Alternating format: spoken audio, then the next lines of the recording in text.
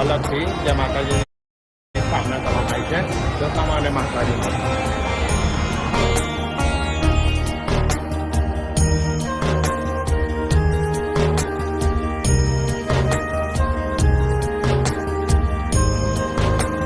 આ જે છે તે માતાજીનું ઘર છે.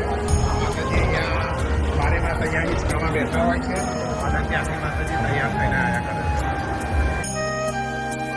ચલો મિત્રો, હવે આપણે જઈશું જ્યાં દશામાં પ્રગટેલા નીચે પહેલું એમનું જૂનું સ્થાનક છે ત્યાં આપણે દર્શન કરવા જઈશું.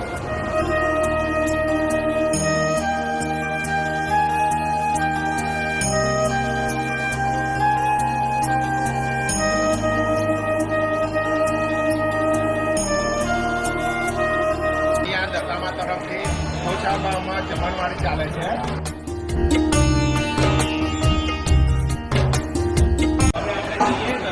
જ્યાં જૂનું સ્થાનક છે આ મિત્રો જે છે એ દશામાં અહીંયા પ્રગટેલા છે અને આ એમનું જૂનું સ્થાનક અને માતાજી જે ચુંદરી અને ત્રિશુલ આપેલું એ અહીંયા છે. મિત્રો, આ જે ત્રિશુલ અને ચુંદરી તમને દેખાય છે એ દશામાં અને દશામાં આપેલું એ ચુંદરી અને ત્રિશુલ છે.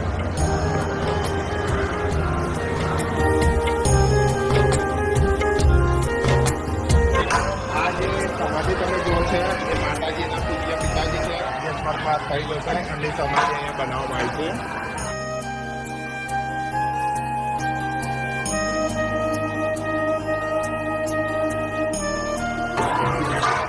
સેજલ શું લીધું?